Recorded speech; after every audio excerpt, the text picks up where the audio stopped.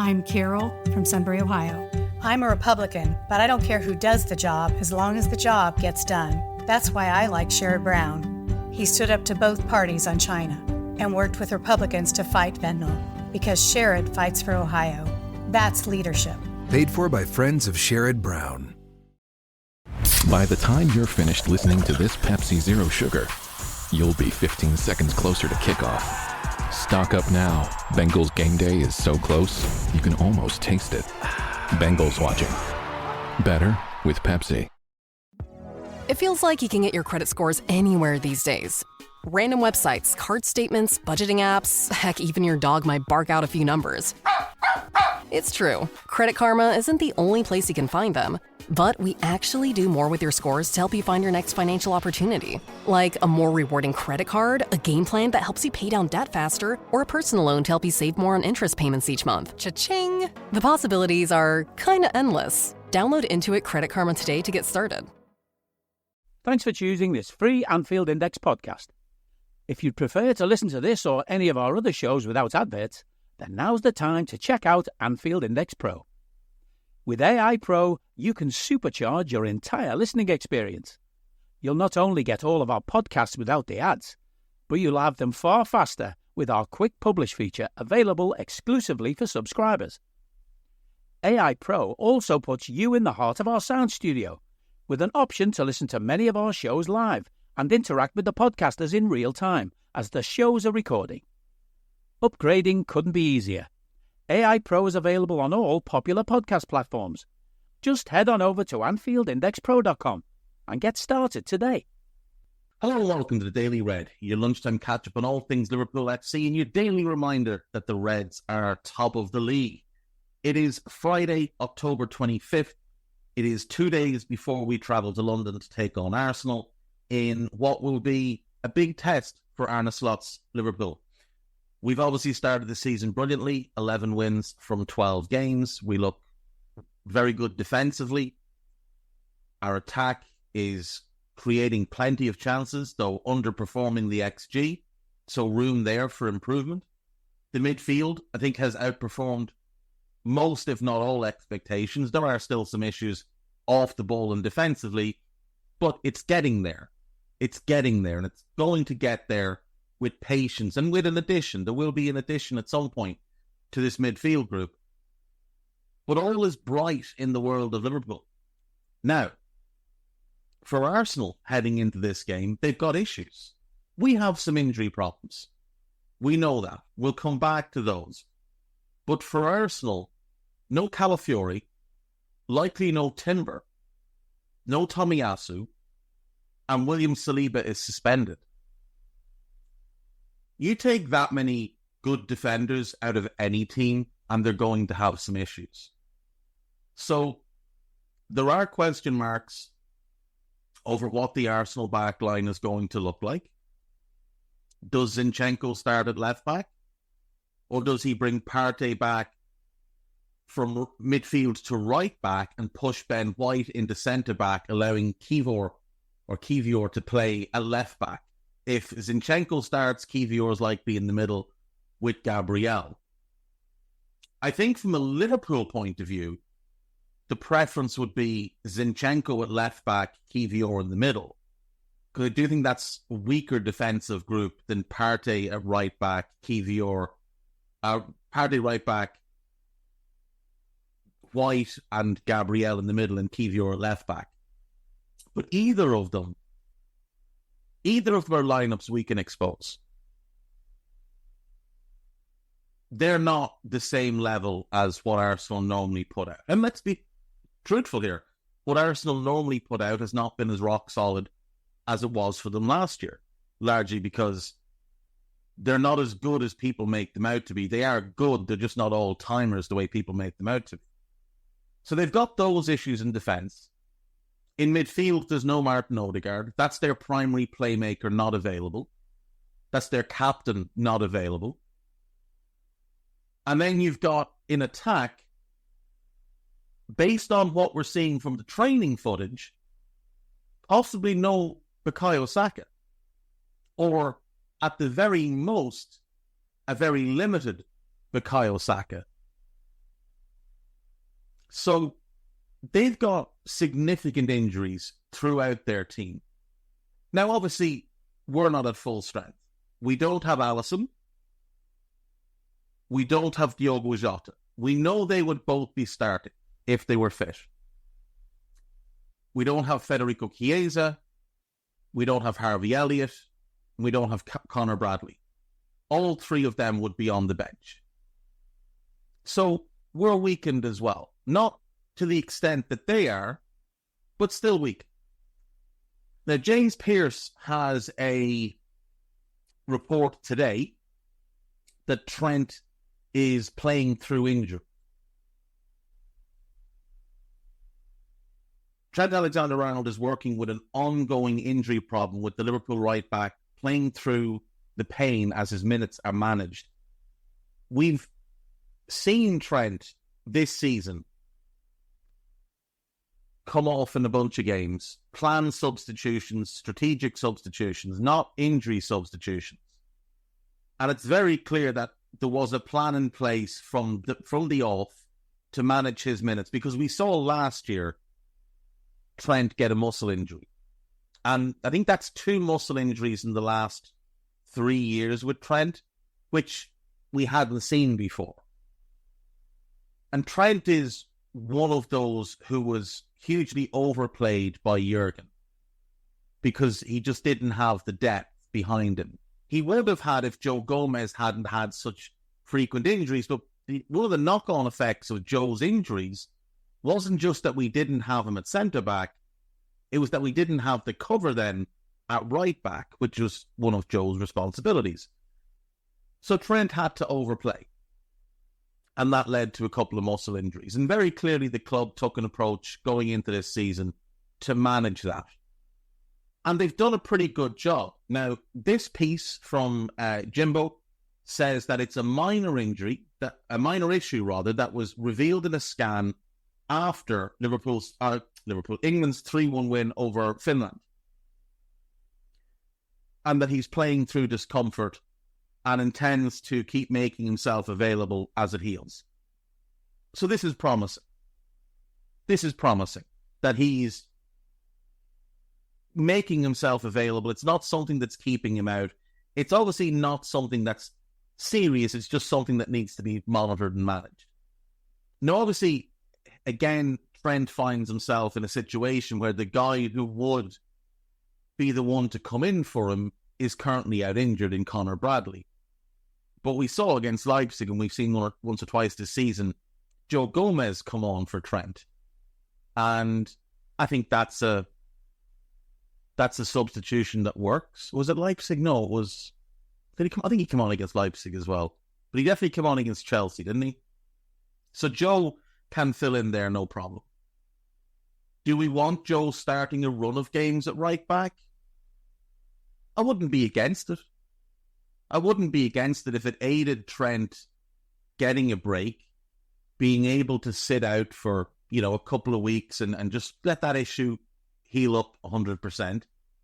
We would lose what Trent offers going forward, though Joe is no slouch on the ball, but Joe is the better defensive player than Trent. There's no disrespect intended at Trent there. I think I've praised Trent's defensive work constantly this season. His effort level, his focus, his intensity, they've skyrocketed this season compared to the last 2 years. But Joe is a better defender than Trent. Joe's also a little bit quicker than Trent. So having Joe come in for Trent, yes, we would lose what Trent can offer on the ball, but I think having that defense as strong as it is and then strengthening it a little bit more can counteract some of what you lose going forward. You've also got to look at the fact that it's not like Trent is breaking assist records again this season. He's playing well, but you look at previous years under Jurgen, Trent was the primary playmaker in the team. That's not as much the case this season.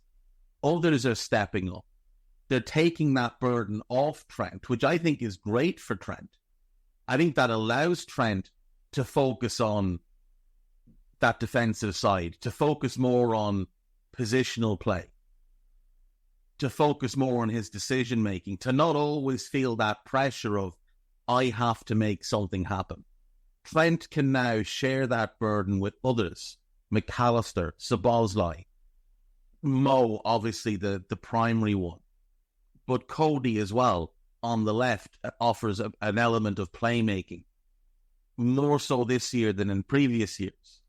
We're seeing a little bit more of Cody having a willingness to cut back in and cross the ball, which was one of his great strengths at PSV and something we kind of took out of his game a little bit since he joined us. Now, that's partly because of the positions he was playing, but even when he did play left wing, we weren't seeing him cross the ball quite as often as he did when he was at PSV, and he is a great crosser of the ball. So, if Trent does need to miss a few games, we don't need to treat it as the end of the world, but as things currently stand, it looks like he's going to be good to go for the weekend, and that's a big deal for us. Moving on, Mo Salah has not even been nominated for the African Player of the Year. I mean, I don't understand. Here's the players that have been nominated, okay? Amin Ghouri of Rennes and Algeria. He's a fine player, very, very talented, fun to watch. But the notion that he's been better than Mo over the last 12 months is not really based in any kind of reality. Now, we'll all admit that Mo didn't have a great end to last season because of the injury, and then when he came back, his form wasn't quite where you would want it to be. But have we been watching this season? I mean, Ghouri scored 11 goals in the 23-24 season. Yes, he had a good run with Algeria, having decided to change his national team allegiance and become an Algerian an Algerian international, I should say, in 2023. He's had a great run with them in 2024, scoring 4 goals. But this doesn't put him ahead of Mo, surely. Edmund Tapsoba, really good year for Bayer Leverkusen last season. A little bit of a shaky start this season. And no problem with him being nominated, but certainly you couldn't argue he's been better than Mo in 2024. Simon Adingra, who isn't first choice at club level, had a very, very good run for Ivory Coast at the AFCON, but at club level, he's been very up and down for Brighton. Chancel Mbemba, I mean, what are we doing here? Guirassy, no issue. Brilliant last year for Stuttgart. He started this season pretty well for Dortmund. Achraf Hakimi, I mean, has anyone actually watched him play in the last 12 months? His form is wildly up and down. And I'm a big fan of Achraf Hakimi as a footballer. Maybe not as a human being, but as a footballer. Now, I should say the allegations may or may not be true, but when allegations get made, I always kind of step away from whether or not I like the player. And we'll see how they play out. But as a footballer, I'm a big fan. But in the last 12 months, this is the most disjointed spell of Achraf Hakimi's career. Sofiane Rahimi, I don't know. I have no idea. Like, I've seen him play for Morocco, and he's a good player, no doubt. But I haven't seen him at club level. You know? I mean, he plays in Abu Dhabi. What's the level here? Last season, he scored 23 goals in 40 games. It's a pretty good season. But he only scored 8 goals in the league, which would make me ask questions. Now, his team did win the Asian Champions League, and he was a star in that run, and he got like 13 goals in 13 games. So You want to reward him for that? Fair enough. Have him on the shortlist, no problem. Ademola Lookman, he is on this list purely because of the Europa League final. Purely because of the Europa League final. William Trusty-Kong? I mean, really? Again, I asked the question, what are we doing here? How is William Trusty-Kong on this list? This gentleman, at club level, was largely dreadful last season. So, the fact that with him barely playing, he played 10 games in the league last season, and his team won the league. Now, the Greek Super League has 26 games, and then a playoff round to bring it up to 36. So 36 games. He played 10. Get your holidays started with the perfect tree in your perfect style from the Home Depot.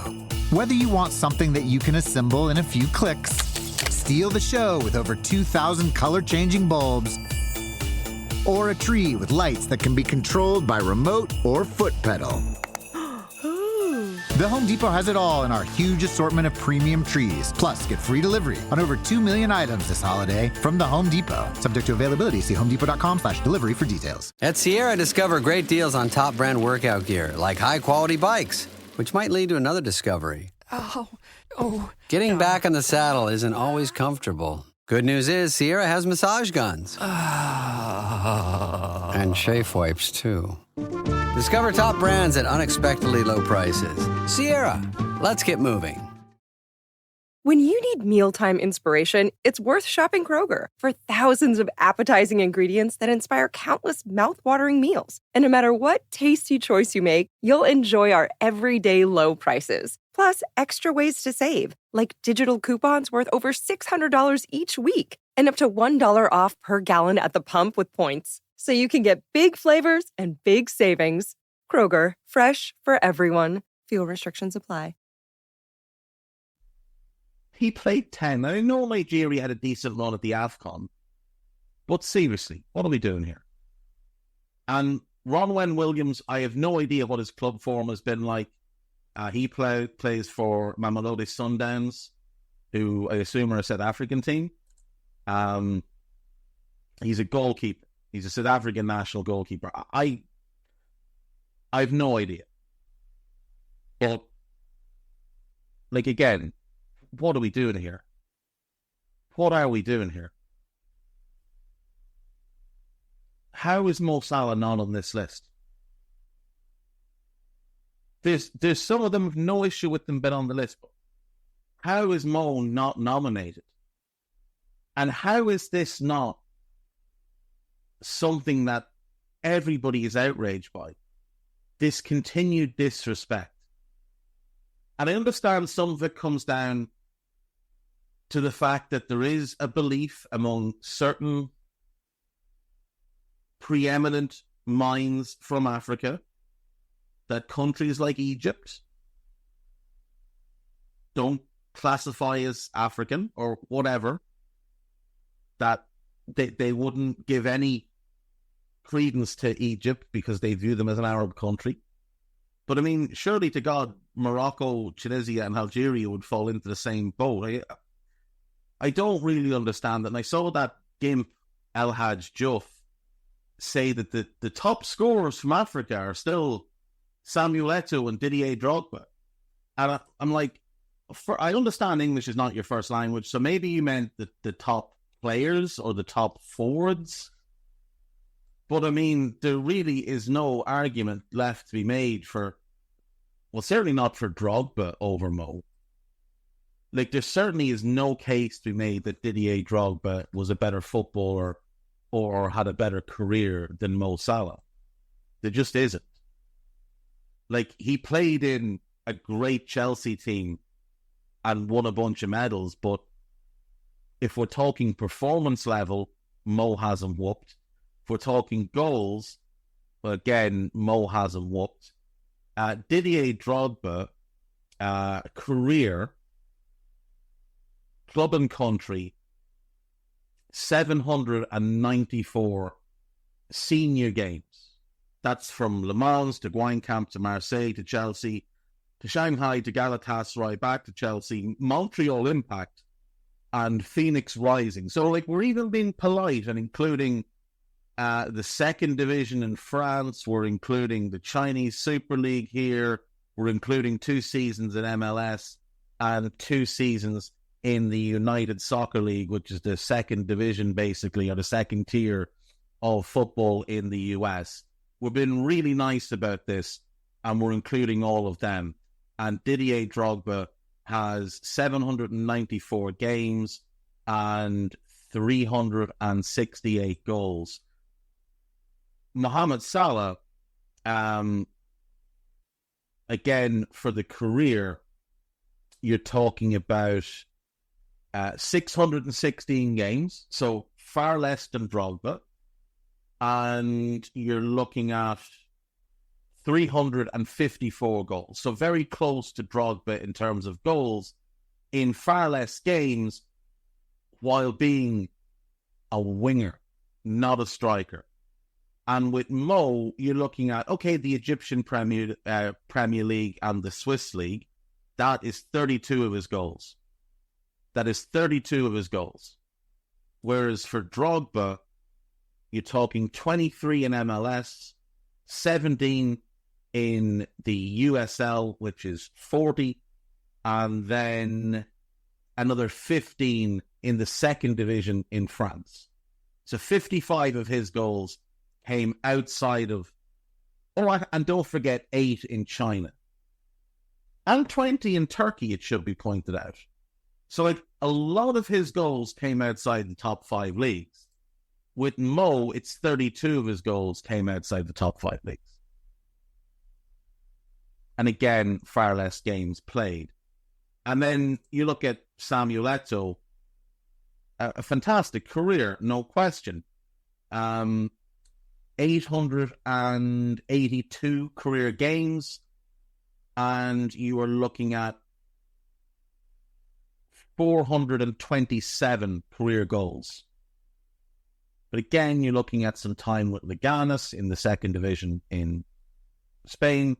You're looking at 2 seasons, 2 and a bit seasons with Anzi in Russia. You're looking at 3 seasons in Turkey, and you're looking at a season in Qatar. So it's 44 and 16 is 60. That's 96. 96. You're looking at 100 of his goals came outside the big 5 leagues or international level. So if we're talking about impact and performance in the big 5 leagues, Mo has both of them whipped. Mo has more goals in the big 5 leagues than Didier Drogba. Big 5 leagues and international than Didier Drogba.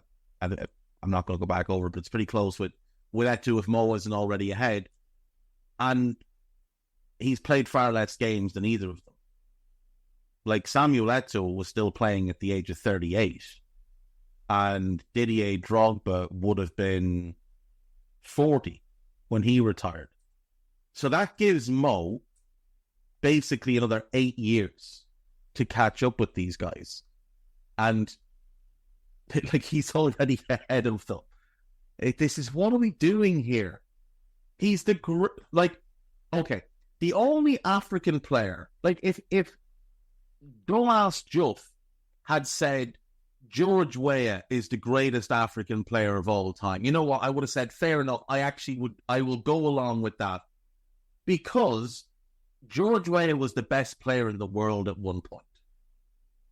George Weah was the best player on the planet at one point and has the award to prove it. Between Baggio and R9, for a sliver of time, the best player on the planet was George Weah. And I don't know that we can make that case for Mo. But Mo spent most of his career with Lionel Messi fully operational. which George Weah didn't. George Weah took advantage of a time where Baggio suffered from injuries and post USA 94 kind of hangover of missing that penalty. And before R9 ascended into the freak of footballing nature that he became, George Weah is the best player in the world for about 2 years there. But George Weah, if you want to go career versus career, he can't compete with Mo. He might have reached a slightly higher level than Mo, but he can't compete with Mo. You're looking at a career where he played 553 games and scored 211 goals. Like, Mo's already blown that out the water. Now, credit to Weah, all of that is in the top 5 leagues, or obviously internationally with Liberia, and he was playing for Liberia. He wasn't playing for a Cameroon or an Ivory Coast like the other two. He was playing for Liberia, where, and this is not made up, like, most of his teammates in the Liberian squad for much of his career, especially through the 80s, they had jobs and played football on the weekend. Like, the gulf between George Weah and the next best Liberian footballer in that team was about the same as the gulf between Mo and the best player in the National League. Maybe League Two, if we're being nice, for most of his international career. So I wouldn't hold that against Weah, but again, I do think Weah, there was a time where George Weah was the best player in the world. His goal numbers won't ever show that. And that's the one thing to factor in, is that George Weah was never a huge goal scorer. Like, his best seasons, he scored 23 twice. And the seasons you could argue for him as the best player on the planet, he scored 18 and 50.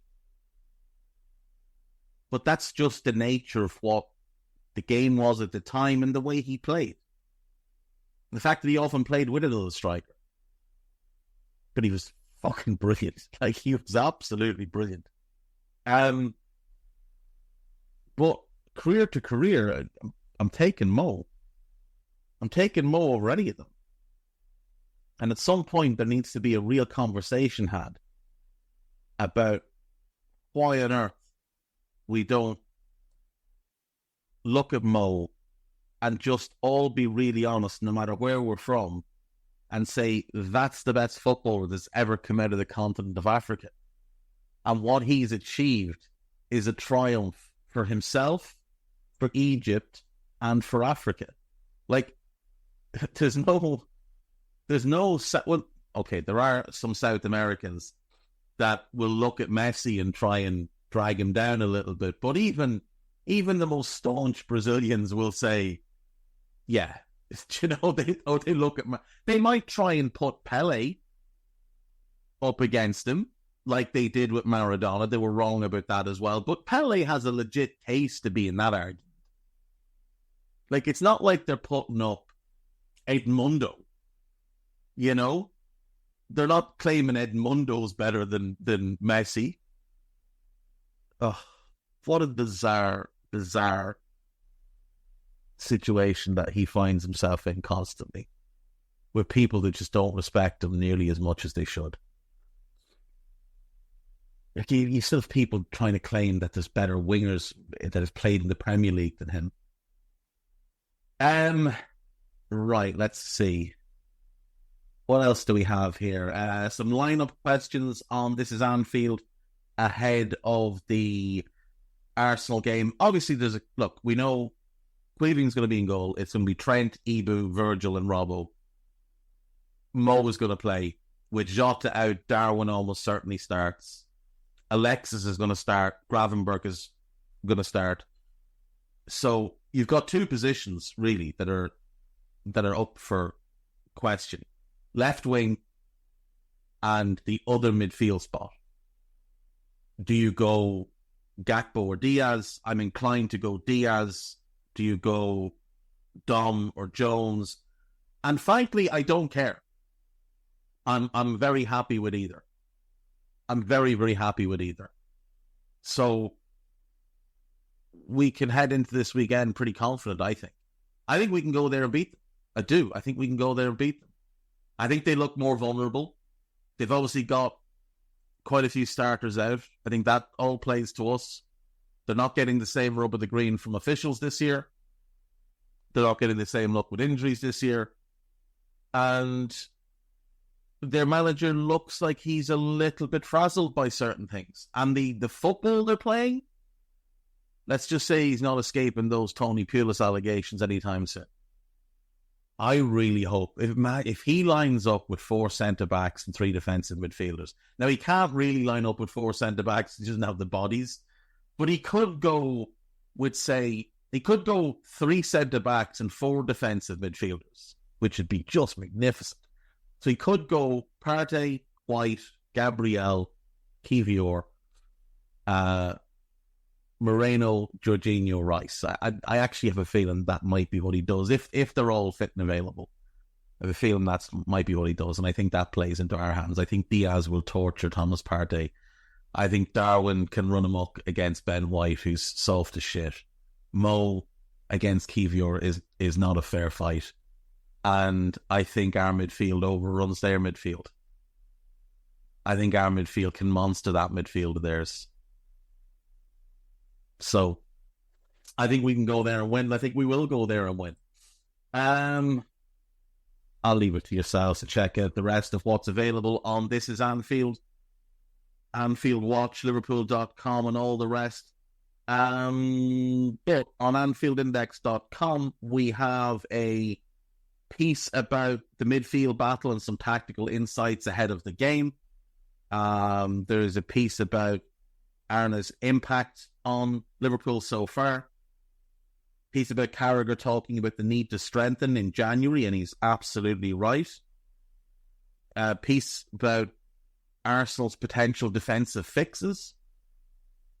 And then podcast-wise, there is the new Scouted for Arsenal that is up. Go listen to that. There is a Behind Enemy Lines podcast. Cannon Stats host Scott is joined by Dan Kennett. I assume this was a pod where Dan went on theirs, and they've given us the audio to put it out, I assume. But you should always listen to Dan Kennett. If Dan Kennett records himself reading the menu for his favourite takeaway and is just giving you a breakdown of everything, listen to him do it, because you'll learn something. If Dan Kennett is talking about Nat Phillips, though, don't listen to that, because that's just a father talking about his son in a loving manner. I'm also not sure that Connor Bradley isn't Dan's son as well. That's something I'm definitely going to need to investigate. As you know, I broke the story that Dan Kennett is the father of Nat Phillips, and sources tell me that he may well have fathered Connor Bradley as well. So I'm going to look into that one down the line. There is a press conference pod, Arne Slot speaking ahead of the Arsenal game, and then Dave Davis has the press conference breakdown as well. And that is it for now. I believe there is a Mulby on the spot in the can recorded. I believe there is a Anfield Index podcast to come tonight. I think there's a Stat Me Up on the way. I think there's a Euro incision on the way. So plenty to come. There's most likely a rival recon on the way as well. Right. That is going to do me. I'm obviously not here tomorrow or Sunday. That will be Dave Davis. There will be post-match Raw on Sunday, free from me, so enjoy. Monday is a bank holiday. I won't be here. Tuesday, I have 2 appointments for my head, so I won't be here. So looking at Wednesday to be back, all going well. Dave Davis, I assume, will fill in Monday, Tuesday. If not, Guy will probably do one of them and Dave will do the other. But I will speak to you all then on Wednesday of next week. Take care of yourselves, and as Trev has brought back, be kind to your fellow Reds out there. Bye-bye. Actually, before I go, I know that's rich coming from me, but just do what I fucking say, right? Take care of yourselves. We hope you enjoyed listening to this Anfield Index show. Please be sure to subscribe to our channel so future podcasts find their way to your device automatically. There's nothing quite like fan engagement, and we'd love to know what you think of anything discussed on this show. The best way to get in touch is over on our free Discord community, where both podcasters and listeners debate the hottest LFC topics 24/7. Sign up free now at AnfieldIndex.com/Discord. You won't regret it. You can also follow us on Twitter at Anfield Index and find us on Facebook by searching for Anfield Index.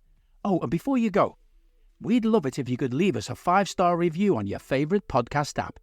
It only takes a couple of seconds, and it means the world to the people who create these free shows. This